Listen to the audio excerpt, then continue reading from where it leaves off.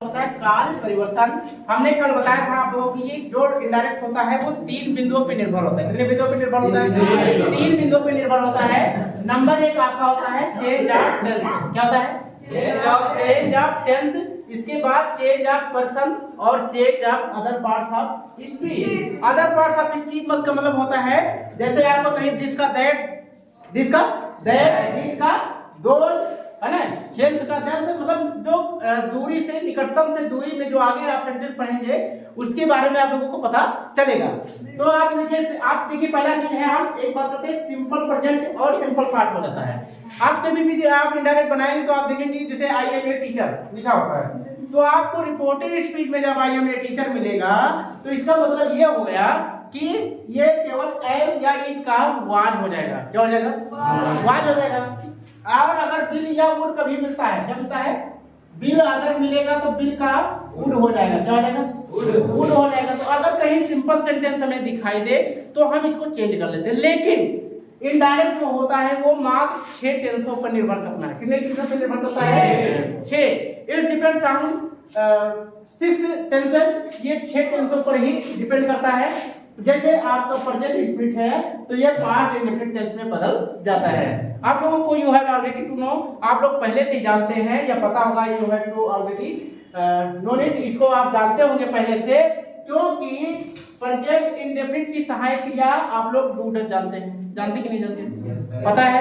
तो अगर हमें कभी डू डज इसमें दिखता है तो इधर की हेल्पिंग वर्ब जो होती है ये पास्ट इंडेफिनिट की हेल्पिंग वर्ब डिड होता है। क्या होता है? डिड। तो आप उसको चेंज कर देंगे। ठीक है। अगर डू डज कहीं मिला तो आप उसको किस में चेंज करेंगे? डिड में। समझिए? दूसरा होता है प्रेजेंट कंटीन्यूअस। क्या होता है? Present continuous. इसकी जो हेल्पिंग वर्ब होती है वो होती है इज एम आर। क्या होता है? Is am are. होता है कि नहीं होता है? होता है। तो इज एम आर इसके जो हेल्पिंग वर्ब होता है इसको जब हम चेंज करेंगे कभी तो पास्ट कंटीन्यूअस में चेंज करेंगे। किसमें चेंज करेंगे? और इसका हेल्पिंग वर्ब क्या होता है? वाज और वर। क्या होता है? वाज वियर जिसे बोलते हैं ना, तो बहुत से लोग वियर बोलते हैं और लेकिन सही में देखा जाए तो वर बोला जाएगा। क्या बोला जाएगा? वाज और वर। समझ गए? इसके बाद present perfect tense. Present perfect tense में इसकी जो हेल्पिंग वर्ब होती है, आप लोग जब टेंस पढ़ते हैं तो आप देखोगे पढ़ाया भी जाता है कि जिन हिंदी वाक्यों के अंत में चुका है, चुकी है, लिया है, दिया है, खाया, अर्थात खाया है, पाया है, सोया इत्यादि टेंस आते हैं। इसकी जो हेल्पिंग वर्ब होती है वो हैज होता है। क्या होता है? क्या होता है? हैज होता है।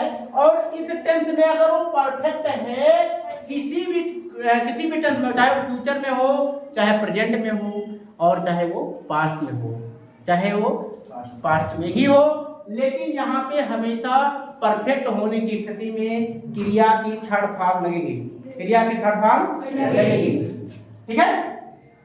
इसका जो सहायक क्रिया होता है हैज होता है। इसको जब हम चेंज करेंगे तो इसको हम सीधे इसकी हेल्पिंग वर्ब को हैड में बदल देंगे। किसमें बदल देंगे? किसमें बदलेंगे? हैड में। इसके बाद पास्ट, ये चारों हो गए ना। प्रेजेंट परफेक्ट कंटीन्यूअस, इसका जो हेल्पिंग वर्ब होता है हैज बीन। क्या होता है? हैज बीन होता है। हैज बीन और हैव बीन, या हैज बीन जानते हो एक सिंगुलर सब्जेक्ट के साथ यूज होता है और हैव बीन सिंगुलर सब्जेक्ट के साथ। होता है कि नहीं होता है? तो प्रेजेंट परफेक्ट कंटीन्यूअस को हम जब चेंज करेंगे तो ये हो जाएगा पास्ट परफेक्ट कंटीन्यूअस टेंस। और इसके बाद फिर आता है नंबर किसका? पास्ट इंडेफिनिट टेंस का। भाई चारों टेंस हो गए कि नहीं?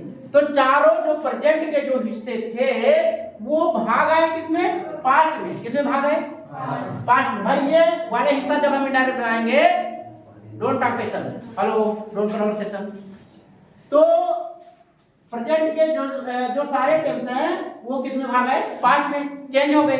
जब पास्ट का नंबर आया तो पास्ट ने कहा जो फ्यूचर वाला जो भाग था वो बड़ा हिम्मती और ताकतवर था।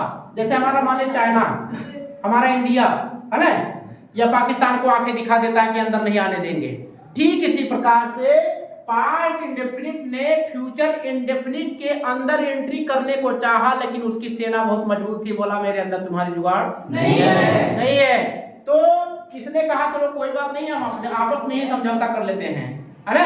तो ये पास्ट इंडेफिनिट ने कहा कि हम आगे जब जा नहीं सकते तो हम अपने ही ग्रुप में ही समझौता कर लेते हैं। तो पास्ट इंडेफिनिट उठा, पास्ट परफेक्ट टेंस में चेंज हो गया।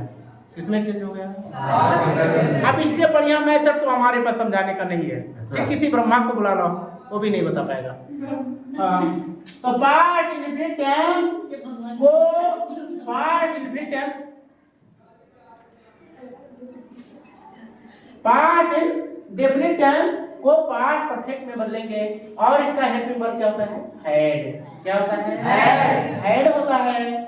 और past perfect past continuous tense को पास्ट परफेक्ट कंटीन्यूअस टेंस में बदल देंगे। किस में बदलेंगे?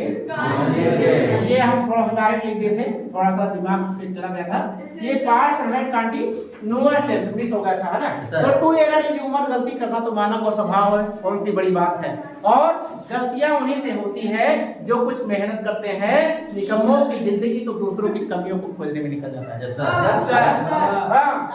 तो पास्ट कंटीन्यूअस टेंस को पास्ट परफेक्ट कंटीन्यूअस टेंस में बदला जाता है ना? ये आप अगर इतना पा गए और आपका बचा क्या? पास्ट परफेक्ट बचा कि नहीं बचा? और पास्ट परफेक्ट कंटीन्यूअस बचा। ये दोनों टेंस बचे तो इनका कोई इनडायरेक्ट बनता नहीं है। अगर कभी भी इनडायरेक्ट में ये सेंटेंस दिए हैं या ये टेंस दिया है तो उसका वैसे का वैसे रहने दिया जाता है, अर्थात कोई परिवर्तन नहीं। अब बात आती है फ्यूचर की। तो फ्यूचर भैया कोई देख तो आवा नहीं है, आया किसी ने? किसी ने नहीं देखा। फ्यूचर देखा क्या? अगर आया भी, अगर फ्यूचर हमारे सामने आ भी जाता है तो उसको कुछ ना करो, केवल आपको फ्यूचर इंडेफिनिट बनाने के लिए केवल आपको अगर बिल कहीं मिल गया, बिल जानते हो? बिल चूहा वाला बिल नहीं, हेल्पिंग वर्ब की बात कर रहा हूँ। बिल मिल गया या सेल मिल गया? क्या मिल गया? बिल मिल जाने पे, सेल मिल जाने पे बहुत से लोग सेल का शुड कर देते हैं, लेकिन मॉडर्न इंग्लिश के जमाने में सेल का शुड नहीं करना चाहिए। ये दोनों टेंस को, दोनों हेल्पिंग वर्ब को वुड में बदल देना चाहिए। हेलो, समझ में आ रहा है? किसमें बदलना चाहिए? वुड में। किसमें बदलना चाहिए? वुड में बदलना चाहिए। तो बिल सेल को वुड में बदलना चाहिए। अगर कभी भी हमको पास्ट में कोई, अगर हमको जैसे कंडीशनल सेंटेंस मिल गया है ना, या इलेटिव सेंटेंस मिल गए, या फ्रेजियल कुछ सेंटेंस मिल गए, या टू बी वर्ब मिल गए, ऐसे जब मिल जाते हैं, या ऑक्सिलरी वर्ब से कुछ भी ऐसे मतलब छोटी छोटी सेंटेंस मिल गए, तो हम अगर कैन है, क्या है? कैन है, तो कैन को किस में बदल दो? कुड में। और मे को माइट में बदल दिया जाता है। समझ गए बात को? तो कैन को कुड, बिल का वुड, सेल का भी वुड, शुड नहीं बदलेंगे, है ना? दिमाग से निकाल के फेंक दो। जैसे पहले जमाने में, जो मॉडर्न जमाना होता है, उसमें पूछा जाता था हाउ आर यू, बोलते ना? क्या बोलते हैं? और आज भी बहुत प्रचलन है, बोलते हाउ आर यू, आप कैसे हैं? गलत। मॉडर्न जमाने में अंग्रेजी वो प्रचलन खत्म हो गया, अब चलेगा हाउ डू यू डू। क्या बोलेगा? How do you do. ये अंग्रेजी मॉडर्न जमाने के हिसाब से चलता